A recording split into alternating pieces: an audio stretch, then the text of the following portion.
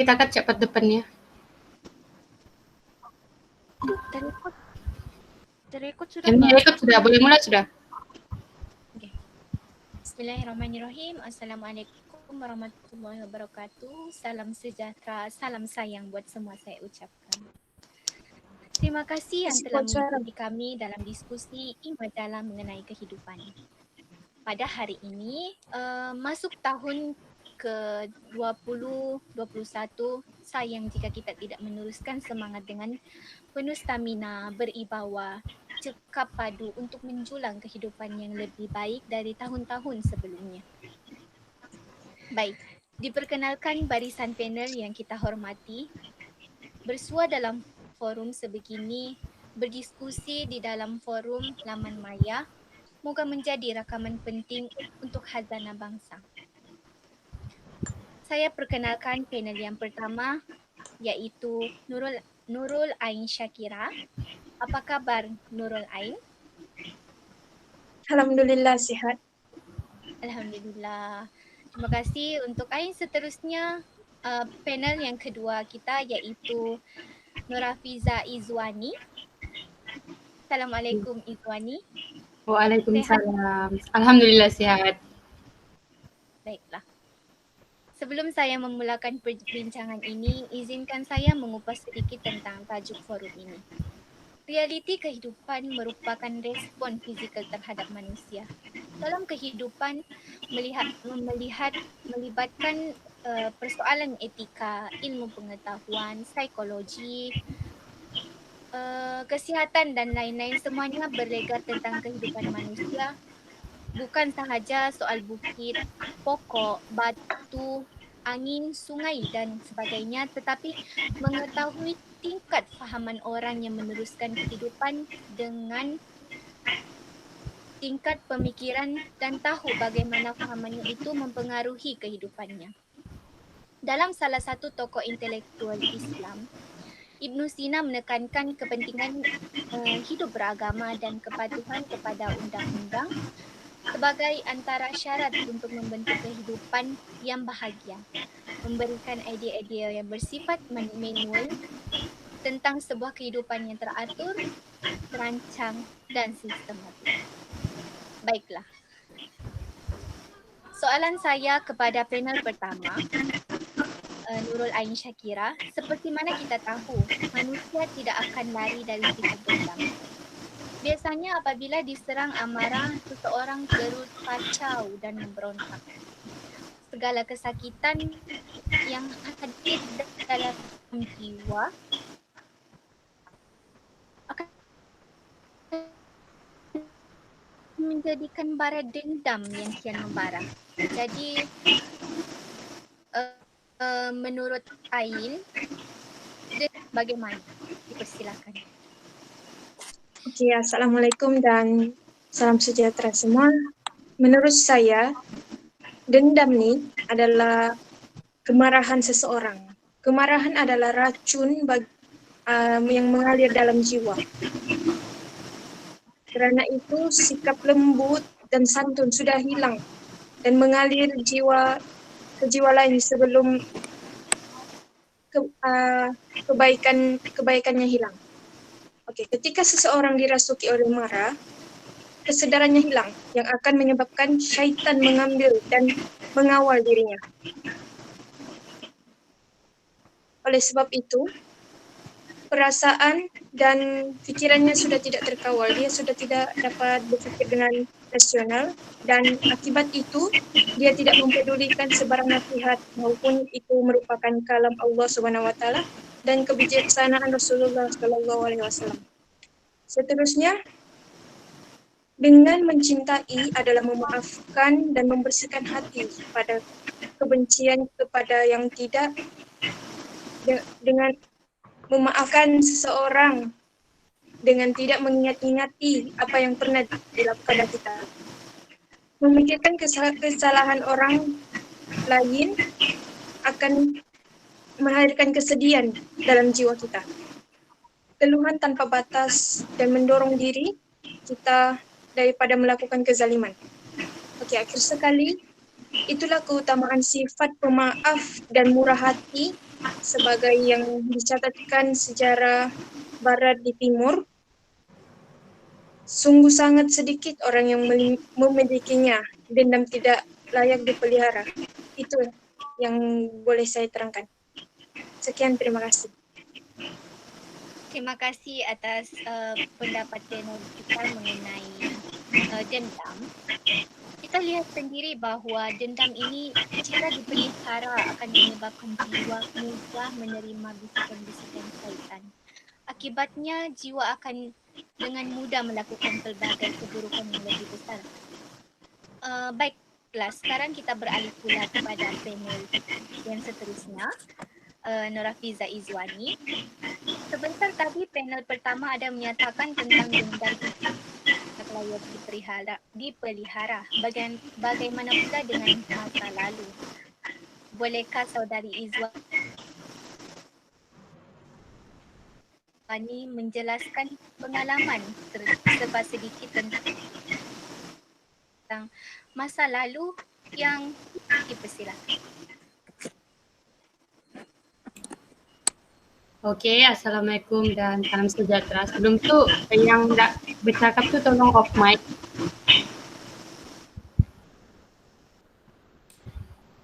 Okey.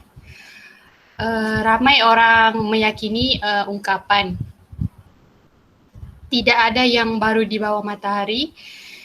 Ungkapan ni membenarkan gambaran sejarah panjang perjalanan manusia yang penuh dengan kisah pergelutan antara karakter dan juga cita-cita. Kezaliman dan keadilan, bangun dan runtuh umat. Apa yang kita hadapi kini telah dihadapi oleh generasi sebelum ini. Jadi langkah yang paling terbaik adalah meneliti apa yang sudah terjadi dan kita cuba selesaikan dengan apa yang sudah terjadi, apa yang sedang terjadi. Dalam Al-Quran juga mengajar kita untuk melihat masa depan dan tidak menangisi pada masa lalu sehingga larut dalam kesedihan. Menangis menatapi masa lalu yang kelam bukanlah sikap dan karakter orang yang beriman. Seterusnya, kita mesti mengakui kesalahan kita yang masa lalu tu agar tidak berulang pada masa akan datang. Oleh itu, menoleh dan mencermati masa lalu semata-mata untuk mengambil pengajaran daripadanya, bukan memperbarui kesedihan dengan hanyut dalam penyelesaian hingga berkata seandainya sejak kalau terjadi begini atau kalau sejak semua tu terjadi begini, jadi tidak akan begini. Begitulah sejak dari saya.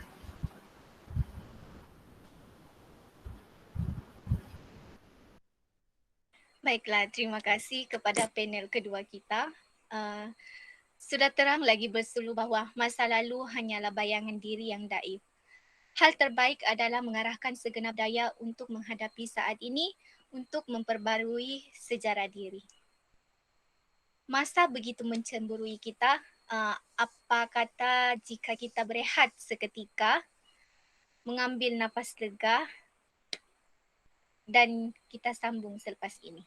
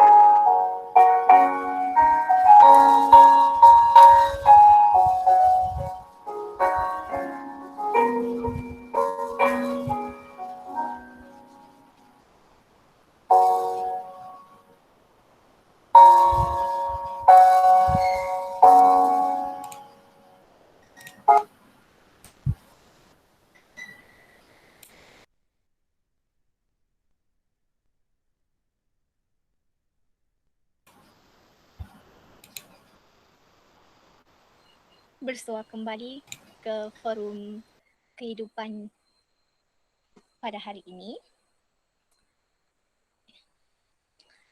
Kita telah mendengarkan pendapat daripada panel-panel yang hadir hari ini tentang realiti kehidupan. Mulai kiranya kita berganjak ke pendapat penonton mengenai apa sebenarnya realiti kehidupan yang ingin mereka kongsikan. Penonton yang pertama adalah Tirana yang berasal dari Sarawak. Dipersilakan untuk memberikan pendapat anda tentang realiti kehidupan dari perspektif anda sendiri. Dipersilakan. Terima kasih moderator kita pada hari ini. Dalam realiti kehidupan, seperti yang kita tahu, hidup kita ni adalah dibentuk oleh fikiran kita sendiri. Contohnya perasaan dendam dan amarah. Masa lalu dan kini adalah dari diri kita sendiri.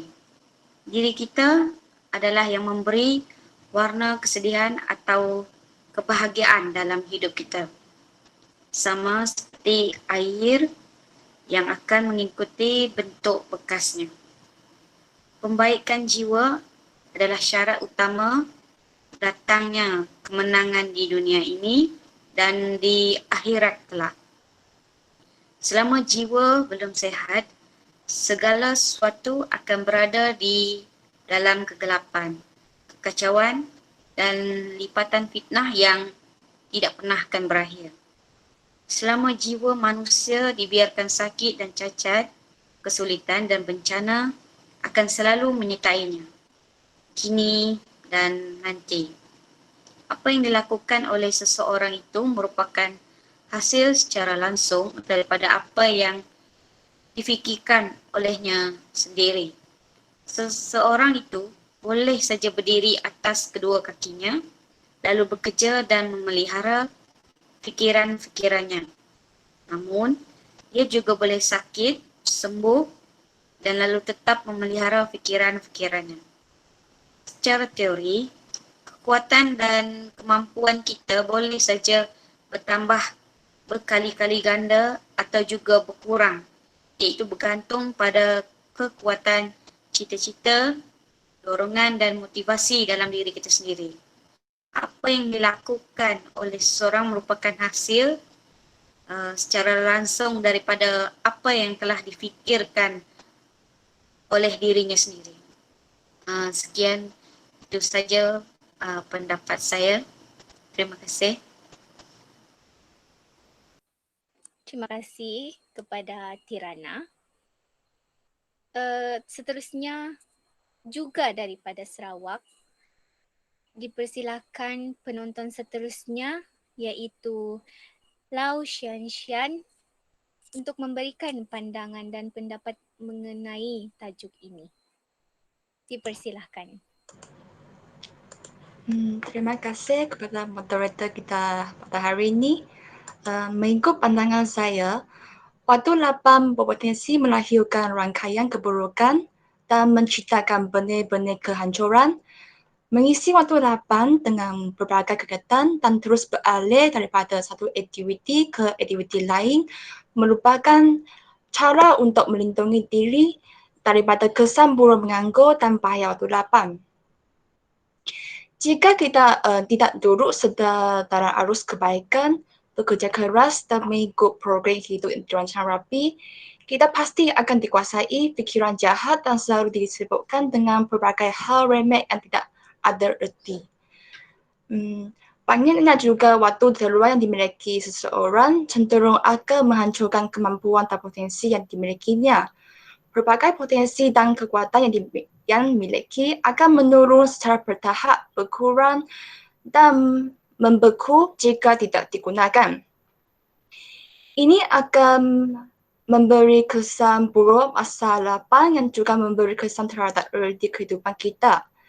Tambahan pula, masyarakat dapat bebas daripada kerosakan dan kehancuran apabila mereka sanggup menguasai masa lapan dilakukan dengan menciptakan aktiviti yang mengerahkan semua potensi lalu mengarahkannya pada sesuatu yang mendatangkan manfaat bagi hidupnya di dunia pada masa yang akan datang.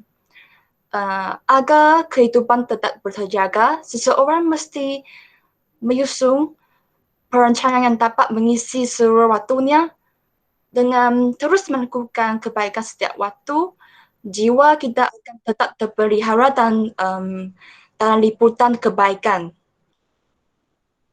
Itu saja daripada saya. Sekian, terima kasih.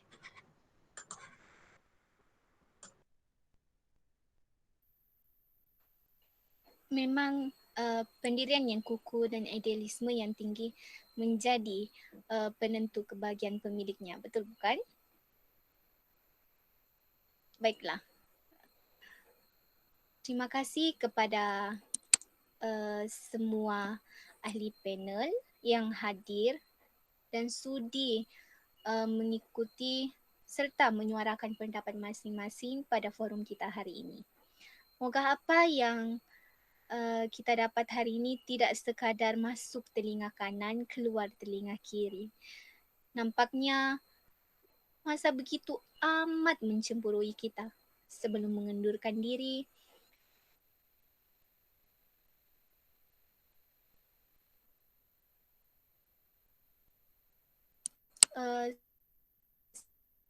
saya simpulkan bahawa mempelajari akan mendisiplinkan diri kita di dunia ini dengan kuat meski kita berada di titik yang kritikal, mengharungi kehidupan ini dengan tampilkan yang sudah, sedang dan yang akan terjadi.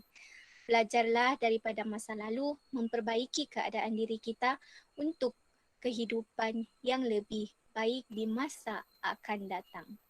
Terima kasih semua atas kerjasama anda pada hari ini. Saya ucapkan semoga semuanya sentiasa sihat, dilindungi daripada segala penyakit dan semoga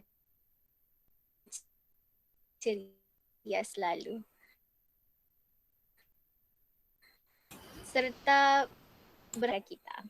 Sekian, wabillahi taufiq wal hidayah. Wassalamualaikum warahmatullahi wabarakatuh. Waalaikumsalam. Waalaikumsalam.